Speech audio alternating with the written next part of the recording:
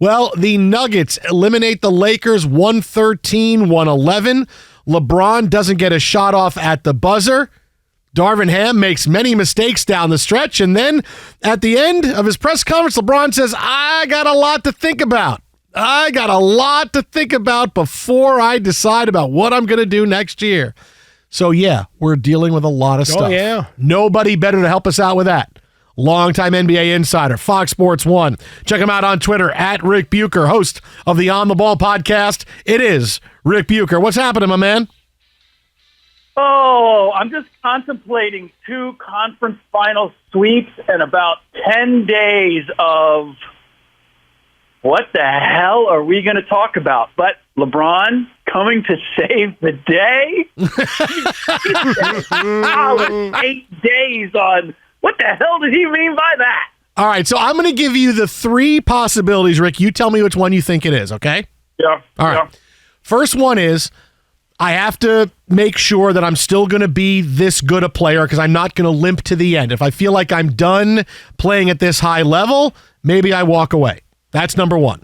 Number 2, I'm in the end game of my career, and I have to figure out where I'm going to end, if it's going to be with Bronny, and maybe it's not L.A. That's number 2. Yep. Number 3, I take a year off, refresh, and then go wherever Bronny is. And if I have fallen off a cliff, I'll play less minutes. It will be about me playing with Bronny, and that's how I finish my career.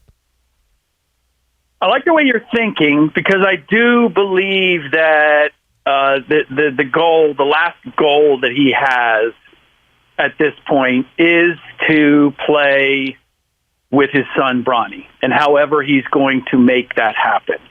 He is signed for next season to the tune of $46,900,000.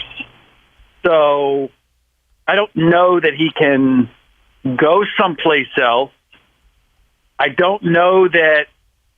Well, actually, I doubt that the Lakers would say, "Hey, you know what? If you want to take the year off, we'll still pay you $47 million." Well, money can always be figured out. That's the thing. Money can always be figured out if I'm going to do that. Right. I get the feeling. I mean, honestly, look. He had a great performance today, so I hate to slander him. This soon after giving as much as he had left to give, I think, in his 38-year-old body. But LeBron loves to be the center of attention, and he knows that at this point he is not going to be the center of attention unless he dangles this thing out there about his future and what he's thinking.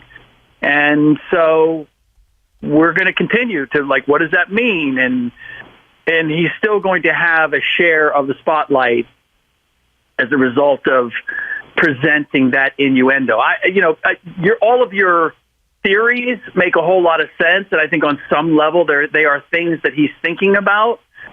But in reality, I don't know what it is that he can do about any of those things other than play for the Lakers next season and wait for Bronny to show up the season after.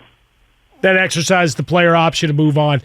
In the interim, I'm going to question some of the options he exercised in the final minute of the game and some that Darvin Ham didn't here, Rick.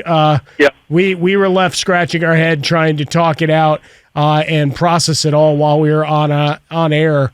The decision to hold the ball and then try to trigger it to Austin Reeves late, not taking the timeout, the bad shots, all of it a mess as they lose the close one. Blame Pye. How much is he wearing, despite the greatness of the 48 minutes or 47 minutes prior? Well, I could make a case that LeBron smoked 3 of these games.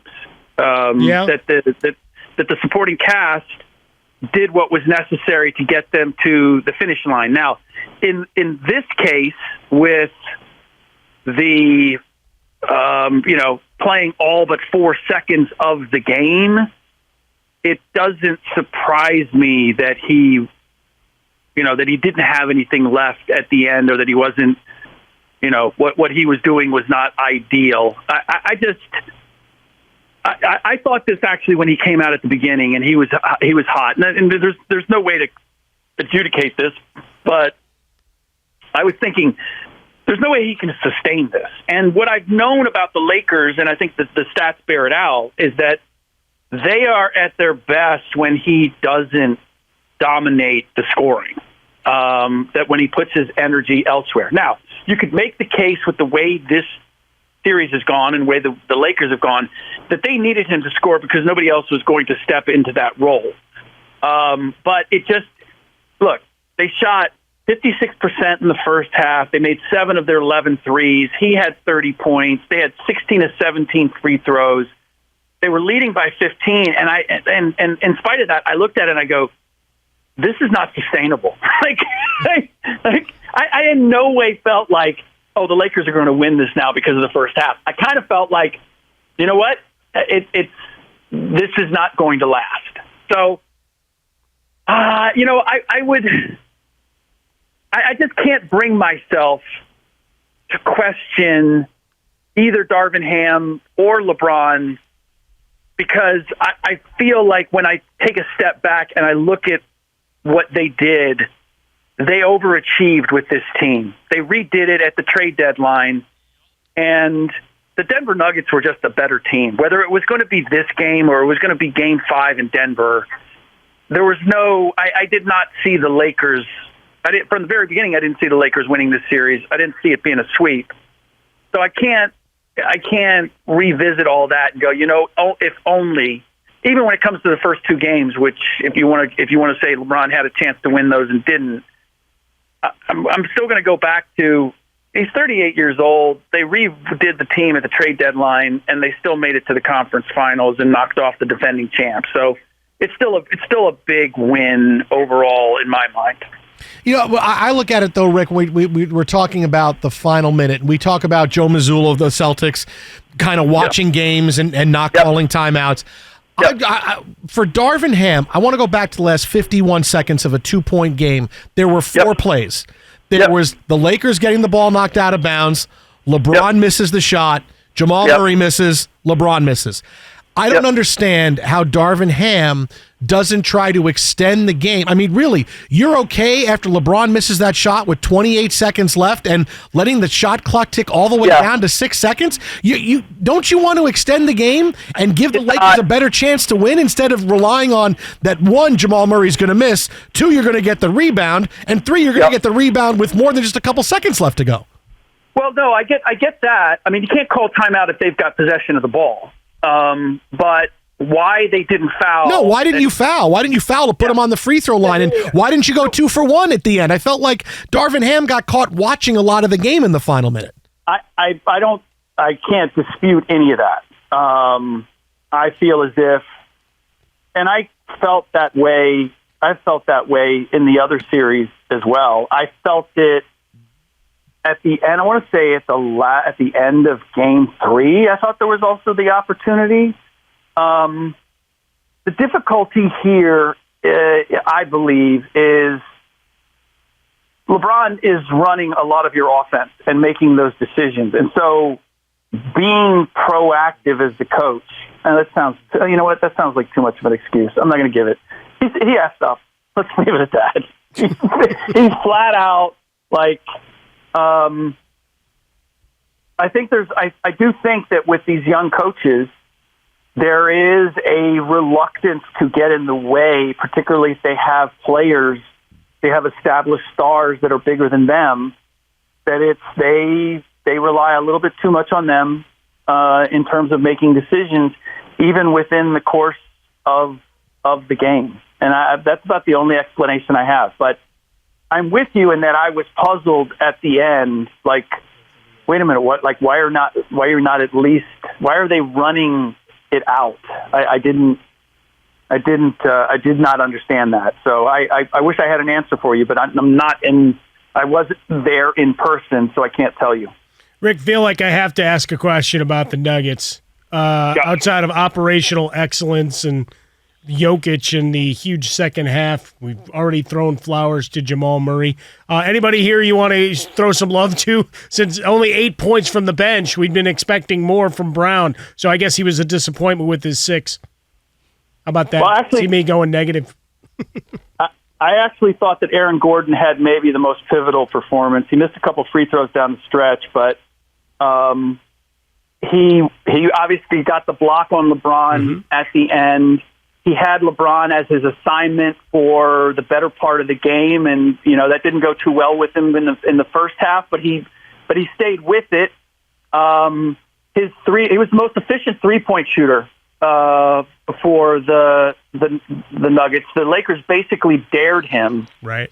And I thought he made, when they took the lead, 86-83, he was the one who kind of tipped the rebound away from Davis, got the ball up the court, fed Michael Porter Jr. for a 3 in transition that ended up giving them the lead, and that was in the third quarter, and they never lost the lead after that. And I just feel like he has come a long way in terms of his mental tenacity. And this is a former dunk champion who was supposed to be a cornerstone player in Orlando, and he's come to Denver and he's accepted being, a defensive stopper and doing the dirty work. And I just, I really felt like Jokic was good.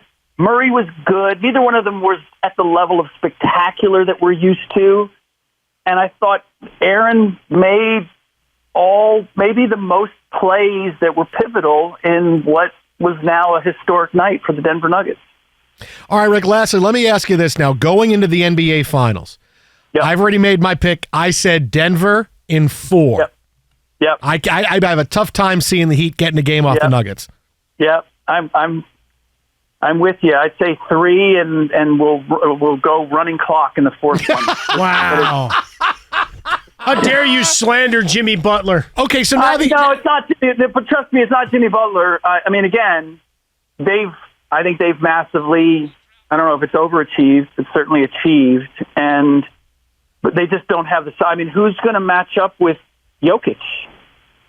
And they can match Miami in terms of 3-point shooting, which has been their huge advantage over the Celtics, and they've demonstrated they can defend pretty well, and I would imagine that they're going to just crush it on the board. So I'm with you. As dramatic and compelling as these playoffs started, we're wrapping it up pretty quick. It's the NCAA tournament here. Hungry is the word that keeps coming to mind. So now wait, about where we are. So since you're on board with me, Rick, now can this happen? If that happens and the Nuggets, beat the Heat, could the Knicks raise a banner, third best team in 2022-20? Like, can we do that? We were third best? Like, I think we could do that. They could do that in your basement, but only in your basement. He's on Twitter at Ric Bucher. That is at Ric Bucher. You can follow him there. Also, check him out on FS1, the On the Ball podcast as well. Rick, thanks so much. We'll talk to you later on this week after we get out of the East, my friend. Have fun. Yeah. 10 days off, yo. That's right, yo. So Boston's not showing up tomorrow. Ric Bucher, you heard it first. There goes. See you, buddy. Always a great visit with Ric Bucher here on Fox Sports Radio. Jason Smith, Mike Harmon. So there's Rick's thoughts. I look on, kind of aligning with both of us.